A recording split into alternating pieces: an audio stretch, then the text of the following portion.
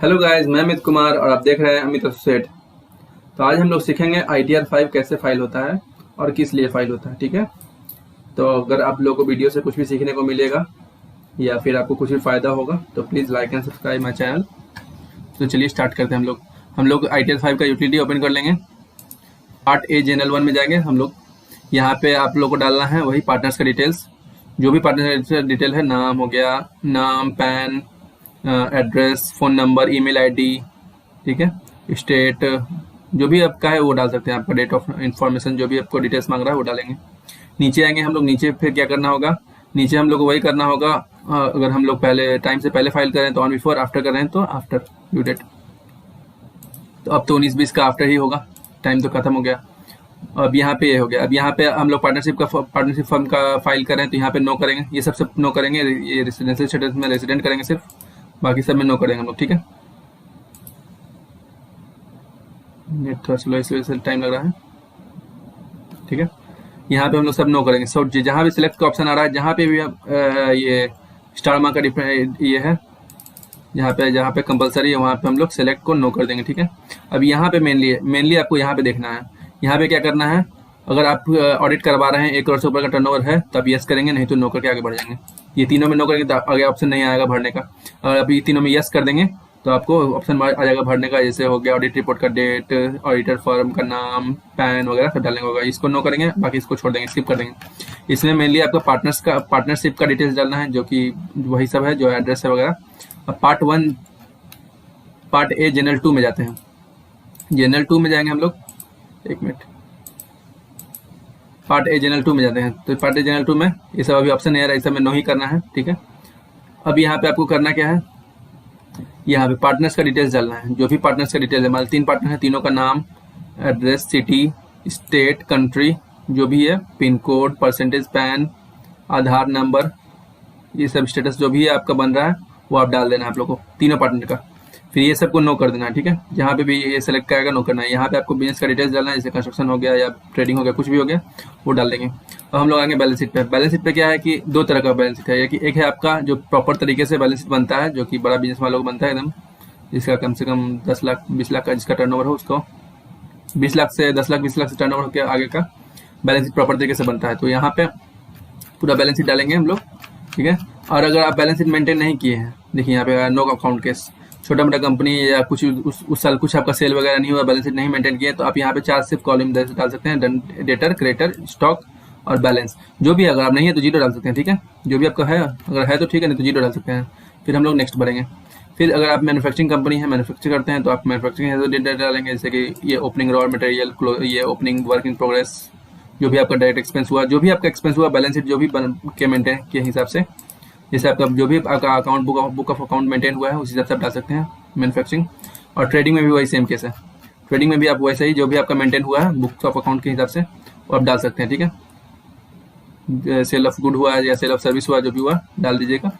उसके बाद आइए पीएल पे भी वही सेम है। आप बैलेंस शीट के अकॉर्डिंग जो अगर रेंट इनकम है, कुछ कमीशन इनकम है या अदर सोर्स ऑफ इनकम है, जो भी अगर आप यहाँ पे डाल सकते हैं छोटा मोटा इनकम। फिर यहाँ पे एक्सपेंस आ जाएगा, रेंट हो गया, पावर एंड फ्यूल हो गया, रिपेयर्स टू बिल्डिंग हो गया, ये सब आप एक्सपेंस डाल सकते हैं, जो भी आपका इनडायरेक्ट एक्सपेंस है बैलेंस शीट के अकॉर्डिंग। तो सारा एक्सपेंस वगैरह डालेंगे तो यहाँ पे आपका प्रॉफिट आ जाएगा। ये इधर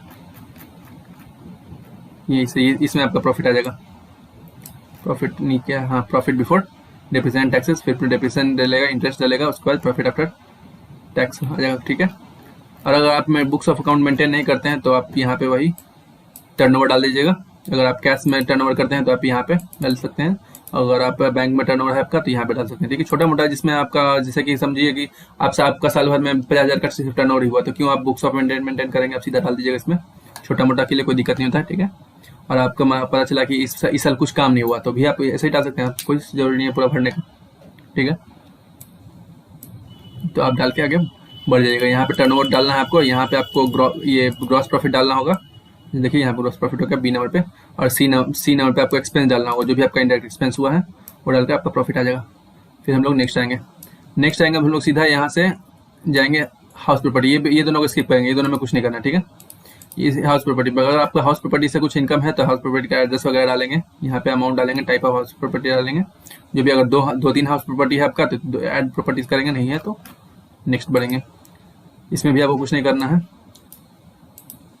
यहाँ पे अगर डेप्रिसिएशन आपका बुक्स ऑफ अकाउंट मेंटेन जैसे हुआ है, उसमें कुछ डेप्रिसिएशन है अगर है तो डालेंगे, जैसे कि 15% पे है, 30%, 40%, जो भी डेप्रिसिएशन है यहाँ पे डालेंगे। और हम लोग कुछ नहीं डालना है, बस यहाँ पे डेप्रिसिएशन डालना है। डेप्रिसिएशन में इसकी असेट्स का वैल्यू डालना है, और 15% पे अगर 15% का है तो असेट का वैल्यू डालेंगे, 30% पे असेट का वैल्यू डालेंगे।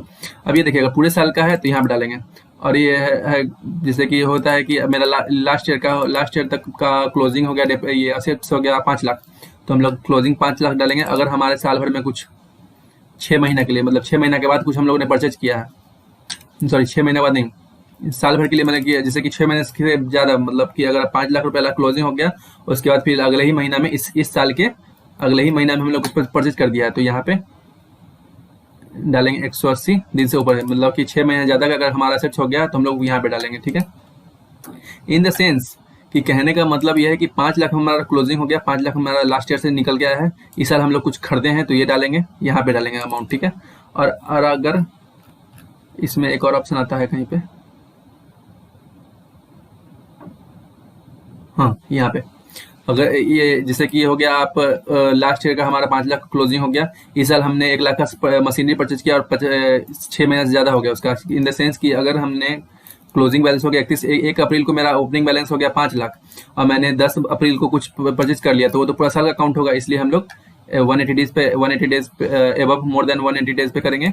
और अगर हम लोग का पता चला कि सितंबर के बाद हम लोग परचेज किए तो हम लोग का 6 महीने से कम रहेगा, तो उस पर आधा ही डेप्रिसिएशन लगेगा, इसलिए यहाँ पे हम लोग ये क्या है, लेस देन 180 डेज हम लोग यहाँ पे डालेंगे। कहने का मतलब ये है कि क्लोजिंग बैलेंस यहाँ पे अगर आपका एसेट्स 180 दिन से ज़्यादा है तो यहाँ पे, 180 दिन से कम है तो यहाँ पे, 180 दिन से कम है तो आपका आधा डेप्रिसिएशन लगेगा, 180 दिन ज़्यादा है तो पूरा लगेगा, ठीक है। तो ये हो गया। वैसे ही सेम इसमें भी वो हो गया प्लांट मशीनरी का, ये है फिक्स असेट्स का, इंटेंजिबल असेट्स का, सीप वगैरह का, जो भी है डाल सकते हैं। जो भी हम लोग वहाँ पे वैल्यू डालेंगे अपने आप यहाँ पे टोटल डेप्रिसिएशन निकल के आ जाएगा, जो कि आपका बैलेंस शीट और प्रॉफिट और लॉस में रहेगा, ठीक है। इसके बाद हम लोग नेक्स्ट आ जाएंगे। ये सब में आप हम लोग कुछ नहीं करना है, हम लोग अदर सोर्स में आ गया, अदर सोर्स में डालना है। अगर सेविंग बैंक से कुछ इंटरेस्ट वगैरह आया है, इनकम आ गया है तो ये डालेंगे, यहाँ पे डालेंगे। जैसे सेविंग बैंक हो गया, from saving bank, from income tax refund, जो भी हमारे ये इनकम आया है यहाँ पे डाल देंगे। उसके बाद हम लोग नेक्स्ट बढ़ जाएंगे।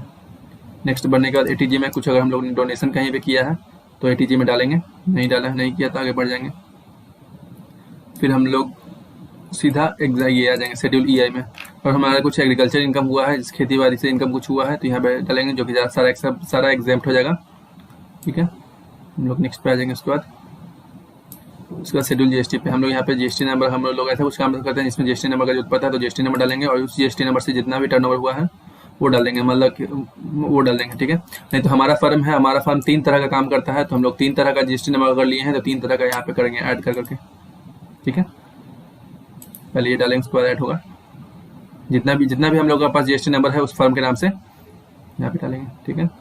हो गया। एक होता है हमारे पास अलग अलग शहर में काम करते हैं तो अलग अलग शहर का भी GST नंबर लेते हैं, इसलिए वो भी आप सेपरेट करके डाल सकते हैं, ठीक है। पार्ट BTI पे हम लोग जो भी उधर डालेंगे उसका डिटेल्स यहाँ पे आ जाएगा, जैसे बिजनेस प्रोफेशन का यहाँ पे डिटेल्स आ जाएगा, कैपिटल गेन का यहाँ पे आ जाएगा, ठीक है। अदर सोर्स ऑफ इनकम का यहाँ पे आ जाएगा, जो भी हम लोग का है ये यहाँ पे आ जाएगा सारा इनकम, और टोटल इनकम यहाँ पे शो होगा आपका टोटल इनकम। अगर लॉस हुआ तो नीचे 17 नंबर पे होगा, अगर इनकम हुआ, प्रॉफिट हुआ तो 18 नंबर पे होगा। फिर यहाँ पे आ जाएंगे हम लोग। यहाँ पे आने के बाद उस पर टैक्स शुरू हो जाएगा, ठीक है। तो जो भी आपका टैक्स लगेगा, अभी तो हमारा कुछ भरे नहीं है तो अभी हमारा सिर्फ ये 1000 रुपया ये बन लगा है पेनल्टी, मतलब कि ये लेट फी फाइन, क्योंकि हम लोग का ये हो गया, डेट से पार हो गया है। 31 अगस्त ही टाइम था, अब हम लोग का 2 अगस्त 20 हो गया, 31 अगस्त 19 टाइम था, हम लोग का 2 अगस्त 20 हो गया। ये कोरोना की वजह से भी अभी हम लोग को फाइल करने का ऑप्शन मिल रहा है, तो हम लोग डालेंगे, नहीं तो नहीं डालेंगे, ठीक है। तो यहाँ पे हमारा हो गया 1000 फाइन। तो हम लोग ने कुछ भरा नहीं है, बस ये हम लोग ये कर रहे हैं, सिर्फ बताने के लिए बता रहे हैं। तो अगर आपका जैसे से बात है, अगर आपका लेट फाइन अभी 19-20 का करिएगा तो 1000 फाइन तो लगना ही तय है, तो उसको हम लोग फाइल करेंगे यहाँ पे। जैसे कि हम लोग पेमेंट करेंगे यहाँ से ई टैक्स पेमेंट पे जाएंगे। अभी नहीं हो पा रहा, अभी मांग रहा है डिटेल्स, ठीक है। हम लोग यहाँ पे ई टैक्स पेमेंट पे जाएंगे तो अपने आप हम लोग के साइट पे ले जाएगा, वहाँ पे हम लोग पेमेंट कर देंगे। पेमेंट करने के बाद हम लोग के पास BSR कोड मिलेगा, डेट ऑफ डिपॉजिट मिलेगा, चालान नंबर मिलेगा और अमाउंट मिलेगा। वो सब हम लोग यहाँ पे डाल देंगे तो अपने आप यहाँ पे 1000 रुपये खत्म हो जाएगा, गायब हो जाएगा। जैसे मैं आपको दिखाता हूँ कुछ,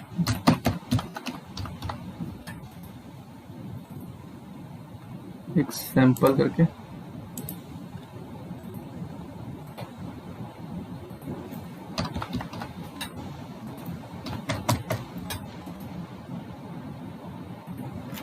जिसे हम लोगों ने डाला, ये हमारा पेड हो गया। ये गलत नंबर है, ये ओरिजिनल, ये BSR कोड नहीं है। लेकिन जो भी अगर यहाँ वहाँ पे जो अगर ओरिजिनल डालना पड़ेगा हम लोग को, क्योंकि अगर हम लोग गलत ना डालकर हम लोग फाइल कर देंगे तो बाद में आ जाएगा नोटिस। इसलिए हम लोग जो फाइल करेंगे, जो सही नंबर रहेगा वही डालेंगे, जो सही BSR कोड रहेगा, जो डेट रहेगा, जो चालान नंबर रहेगा वही डालकर हम लोग फाइल करेंगे। देखिए यहाँ पे टैक्स पेड से हो गया।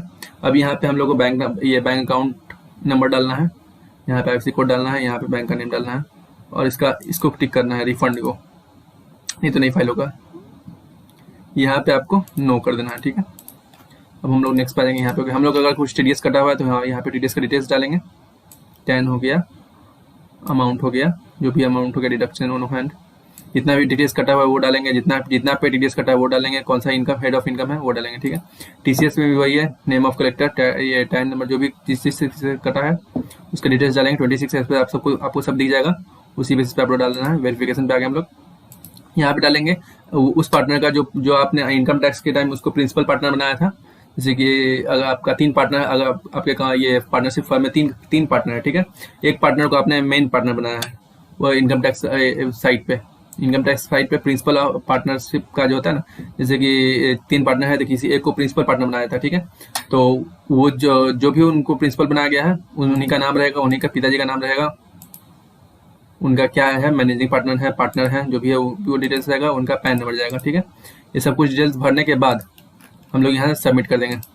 सबमिट करने के बाद एक आएगा पासवर्ड, इनकम टैक्स का पासवर्ड डालने के लिए आएगा। पासवर्ड डालेंगे और हम लोग वेरीफाई कर देंगे। अगर हम लोग के पास DSC है तो DSC से वेरीफाई कर देंगे लगे हाथ, वहीं पे ऑप्शन आएगा। अगर हमारे पास DSC डिजिटल सिग्नेचर नहीं है तो हम लोग वेरीफाई वहाँ से सबमिट कर देंगे और इनकम टैक्स साइट पे आधार से वेरीफाई कर देंगे, जैसे मैंने आपको पिछले वीडियो में सिखाया है आधार से वेरीफाई करने के लिए, ठीक है। तो आज हम लोगों ने पार्टनरशिप फर्म का कैसे इनकम टैक्स भरा जाता है वो हम लोगों ने सीखा है। चलिए आज के लिए इतना ही। Please like and subscribe our channel. शुभ रात्रि।